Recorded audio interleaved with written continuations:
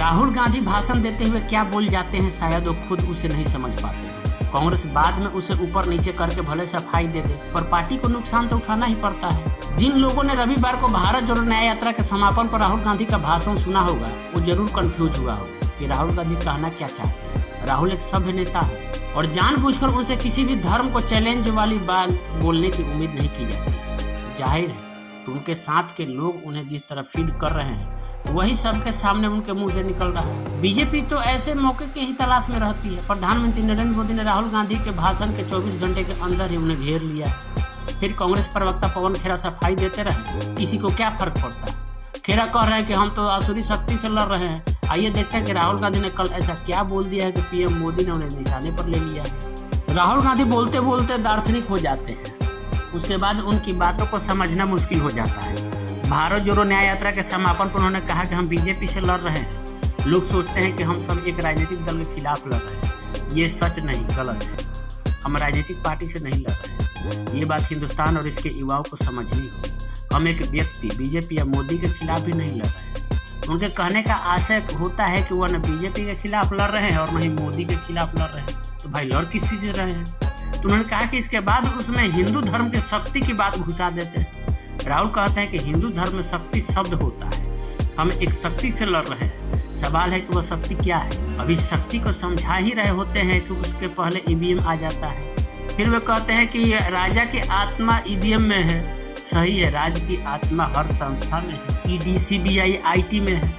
इस तरह राजा की आत्मा हिंदू धर्म की शक्ति को बिना तार्किक रूप से जोड़े ईडी, सीबीआई और आईटी पर आ जाते हैं। श्रोता हो गए कंफ्यूज कि आखिर राहुल गांधी बोलना क्या चाहते हैं। राहुल गांधी अपनी स्पीच में कह रहे हैं कि वो बीजेपी के खिलाफ लड़ रहे हैं और नहीं नरेंद्र मोदी के खिलाफ लड़ रहे हैं। पीएम मोदी पर निशाना साधते हुए कहते हैं कि मोदी सिर्फ मास्क है, मुखौटा है, जैसे बॉलीवुड के एक्टर है, उन्हें रोल मिला है।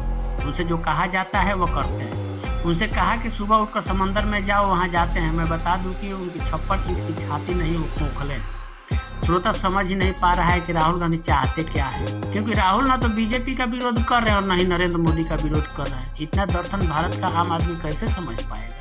राहुल गांधी कहते हैं कि हम लोग यहाँ उपस्थित सभी राजनीतिक दल ना एक दल के खिलाफ लड़ रहे हैं या ना किसी एक व्यक्ति के खिलाफ लड़ रहे हैं। हिंदू धर्म में शक्ति शब्द होता है, हम एक शक्ति से लड़ रहे हैं। सवाल उठता है कि वह शक्ति क्या है। जैसे यहाँ किसी ने कहा राजा की आत्मा ईवीएम में है, हिंदुस्तान के हर संस्था में है, ईडी में है, सीबीआई में है, हर संस्था में है। राहुल गांधी ने कहा कि एक वरिष्ठ नेता, नाम नहीं लेना चाहूंगा, कांग्रेस को छोड़ते हैं और मेरी माँ से रो के कहते हैं कि सोनिया जी मुझे शर्म आ रही है, मेरे में इन लोगों से इस शक्ति से लड़ने की हिम्मत नहीं। ये एक नहीं, ऐसे हजारों लोग डराए गए। जिस शक्ति की बात मैं कर रहा हूँ उन्होंने इनका गला पकड़कर बीजेपी की ओर किया है। राहुल गांधी अगर इतना कहते हैं कि राजा की शक्ति इतना गला पकड़कर जबरदस्ती बीजेपी में मिला रही है तो भी सब ठीक था, पर हिंदू धर्म की शक्ति की बात कहने की यहाँ जरूरत क्या थी। बिना हिंदू धर्म का नाम लिए भी उनका भाषण प्रभावी रहता।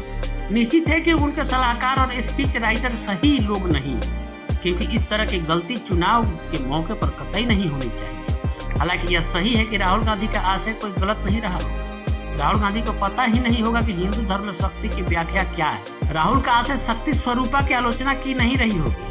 राहुल को बोलते हुए देखने पर यह समझ में आता है कि जैसे वो अनिच्छा से जबरदस्ती बोल रहे हैं, पर उनके ये अनिच्छा वाले स्पीच पीएम मोदी और बीजेपी के लिए रामबाण बन जाते हैं। बार बार ये गलती कर देते हैं। अभी कुछ दिनों पहले ही लालू यादव ने पीएम मोदी के परिवार पर अटैक करके जिस तरह बीजेपी और पीएम मोदी को एक मौका दे दिया था, उसी तरह राहुल गांधी ने अपने दार्शनिक बयान से एक और मौका दे दिया है। मोदी इसे लगातार कई रैलियों में भुना सकते हैं। बीजेपी से उनके हिंदू धर्म के विरोधी होने के रूप में स्थापित करने की कोशिश जरूर करेगी, क्योंकि बीजेपी को तो राहुल गांधी ने मौका दे दिया है। पीएम मोदी ने कांग्रेस की सरकार वाले तेलंगाना में राहुल के शक्ति वाले बयान पर पलटवार किया है। उन्होंने तेलंगाना के जगत्याल में चुनावी जनसभा को संबोधित करते हुए कहा कि उनके घोषणा पत्र का ऐलान है कि मेरी लड़ाई शक्ति के खिलाफ है। पीएम मोदी ने कहा कि एक और शक्ति के विनाश की बात करने वाले लोग हैं और दूसरी तरफ शक्ति की पूजा करने वाले लोग हैं।